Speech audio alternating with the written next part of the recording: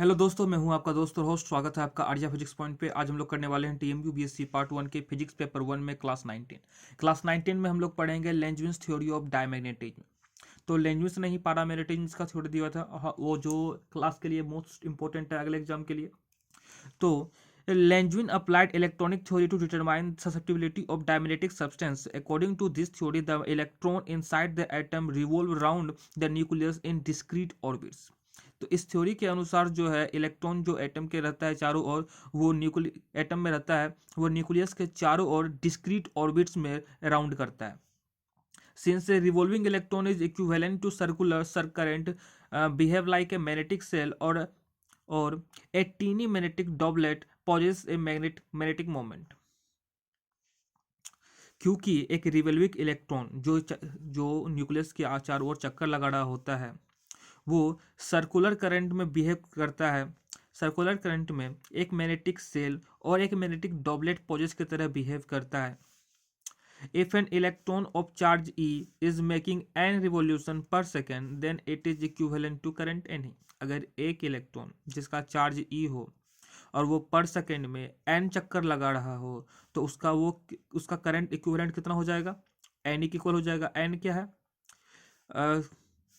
Revolution per second, charge जितना एक second में रिवोल्यूशन कर रहा होगा, और E क्या है? उसका चार्ज है, तो उसका करंट क्या हो जाएगा? n। If A is the area of the orbit, then its magnetic moment is given by A उसका एरिया हो तो उसका पूरा मैग्नेटिक मोमेंट क्या हो जाएगा? M equal to n e a. N e क्या है? चार्ज, और ए क्या है? ए है area of the orbit. Then magnetic moment क्या हो जाएगा? M equal to n e a. तो हम लोग जानते हैं, क्या जानते हैं हम लोग? N इक्वल टू क्या होता है? ओमेगा बाय 2 पाई।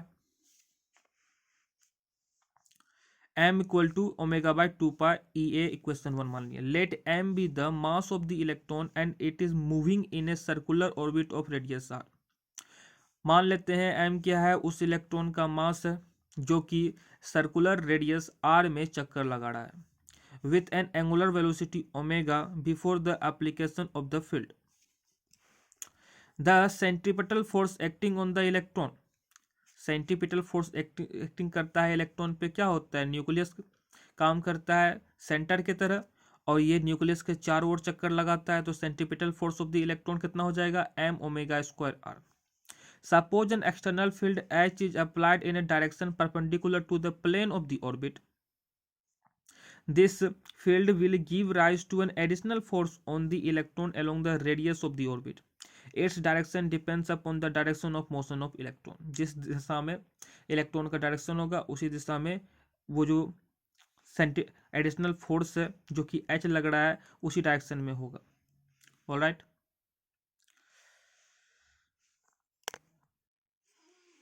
यहाँ पर एक्सटर्नल फील्ड H जो है वो जो प्लेन का ऑर्बिट है उसके परपेंडिकुलर डायरेक्शन में लग रहा है, एक्सटर्नल फोर्स। और इसका सेंटीपिटल फोर्स कितना है? m omega square r।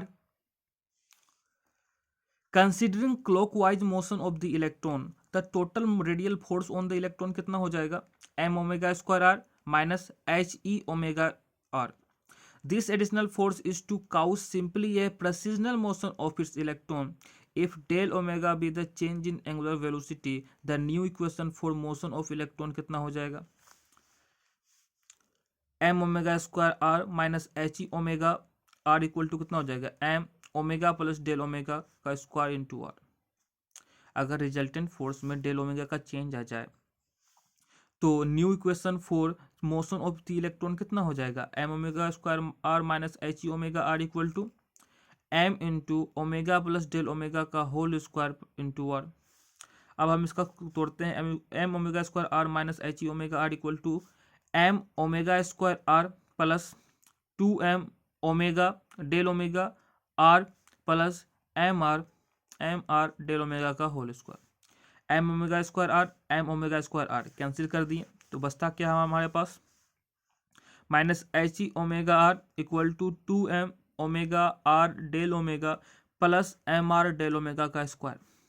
ये जो डेल ओमेगा है बहुत छोटा है, बहुत स्मॉल है, और इसका भी स्क्वायर करेंगे तो वो नेग्लिजिबल मिल जाएगा, तो इसको हम नेगलेक्ट कर देते हैं, इसको इस टर्म को नेगलेक्ट कर देते हैं। तो minus h e omega r equal to 2m omega r plus into del omega बच जाएगा हमारे पास।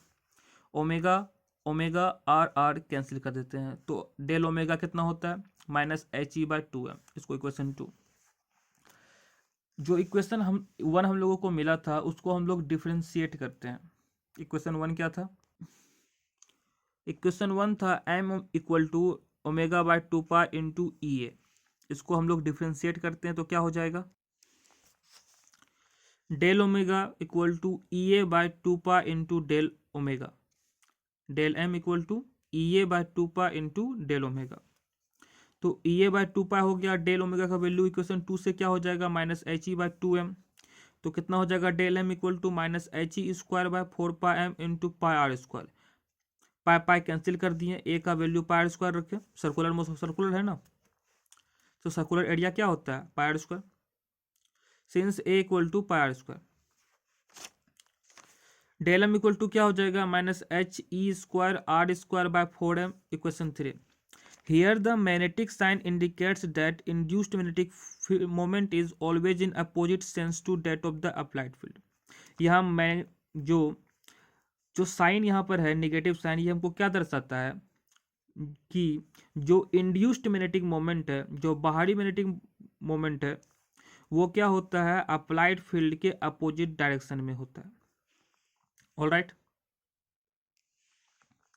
When the plane of the orbit is not perpendicular to the field, जब ऑर्बिट का प्लेन जो है फील्ड के परपेंडिकुलर नहीं हो, then r is replaced by R1। तब क्या होगा, आर को हम लोग रिप्लेस कर सकते हैं R1 से, where R1 is the projection of an orbit of the plane perpendicular to the field. तो डेल एम इक्वल टू क्या हो जाएगा minus h e square R1 का square by 4m। If the atom consists of a large number of orbits in all possible directions in space, the total induced magnetic moment of atom क्या हो जाएगा? If atom consists of a large number of orbits in all possible directions, अगर हम लोग consist कर लें कि वो जो एटम है उसमें लार्ज नंबर ऑफ ऑर्बिट्स है in all possible directions in space, जब स्पेस में हो जाए तो क्या हो जाएगा 3D हो जाएगा। The total induced magnetic moment of atom क्या हो जाएगा m equal to minus h e square by 4m। R1 square का बार है, उसका समेसन है। R1 क्या हो जाएगा, वो 3D में होगा, एक्स डायरेक्शन में, वाई डायरेक्शन में और जेड डायरेक्शन में। तो अगर हम if the atom consist of a large numbers of orbits in all possible directions in space, space का बात कर रहे हैं, the total induced magnetic moment of atom is m equal to minus h e square by 4m। R1 square का mode ले रहे हैं, R1 square का क्या ले रहे हैं बार, R1 स्क्वायर का बार का summation. Equation 4, where R1 square का बार represents the mean of square of the projection of the orbit ready on a plane perpendicular to the field। If x, y, z are the coordinates of any point on a radius orbit of the radius,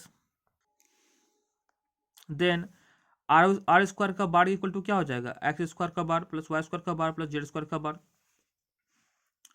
for a spherically symmetrical atom x square bar equal to y square bar equal to z square bar होगा।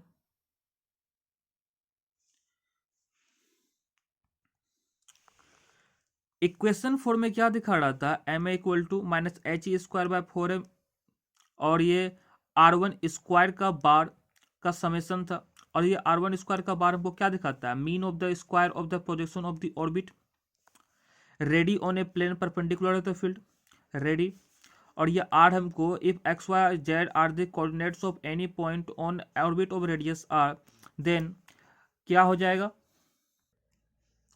Are square का bar equal to क्या हो जाएगा x square bar plus y square bar plus z square bar. For a spherically symmetrical atom क्या था x square bar equal to y square bar equal to z square bar. For a spherically symmetrical atom उसके लिए क्या हो जाएगा x y z तीनों equal होगा, तो x square bar equal to y square bar equal to z square bar. तो यहाँ पर r square bar equal to कितना निकल जाएगा 3x स्क्वायर बार, तो x square bar equal to r square bar by 3। If z axis lies in a plane perpendicular to the field, तो r1 square equal to क्या हो जाएगा, x square का बार plus y square का bar equal to 2/3 r square का bar. Substituting this value equation 4 we get, अगर सभी equation को, सभी वैल्यूज को इक्वेशन 4 में ऐड कर लेते हैं तो एम ए कितना निकलता है, -6e² minus HE² excuse me, माफ कीजिएगा, m equal to -HE² r square bar का summation. For an atom of atomic number z there will be z orbits, m e equal to -ZE² r square bar by 6m into h for an atom of atomic number z. If n be the number of atoms per unit volume of dimagnetic substance, then the magnetic moment per unit volume of the substance, that is its intensity of magnetization is। अगर मान ले number of atoms पर unit volume of diamagnetic substance कितना हो, n हो, तो magnetic moment पर unit volume of the substance यानी इंटेंसिटी ऑफ मैग्नेटाइजेशन कितना हो जाएगा, I equal to -NZE² r square का bar by 6m into H.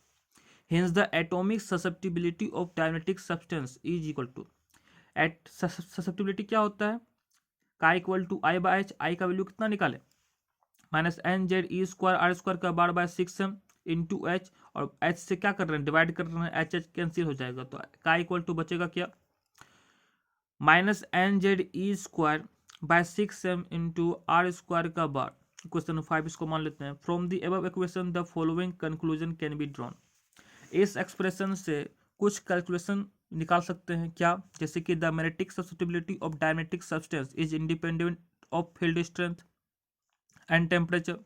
जो मैग्नेटिक सब्स्टिट्यूटिबिलिटी है ऑफ डायमेटिक सब्सटेंस है, ये क्या है, ये मैग्नेटिक ये फील्ड स्ट्रेंथ और टेम्परेचर से इंडिपेंडेंट है, which is in accordance with Curie's experimental result.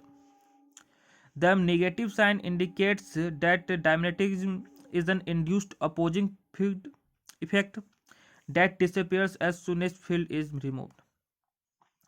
तो इससे यही पता चलता है कि diamagnetism often is an induced opposite effect. जैसे ही उस पर एक्सटर्नल फील्ड को हटाएंगे तो उसमें से क्या हो जाएगा, फील्ड रिमूव्ड हो जाएगा। तो पहला क्या था कि ये फील्ड स्ट्रेंथ और टेम्परेचर से इंडिपेंडेंट है। दूसरा क्या है कि नेगेटिव साइन जो है इंडिकेट्स करता है कि diamagnetism is an induced opposing effect, minus से तो अपोजिंग इफेक्ट है, तो ये डिसअपियर हो जाएगा जैसे ही उस पर से फील्ड हटाया जाएगा। तो चैनल को लाइक शेयर सब्सक्राइब कर दीजिए। मिलते हैं नेक्स्ट वीडियो में। Tata see you, signing out, God bless you all. Sorry for तबीयत खराब है थोड़ा सा, सॉरी।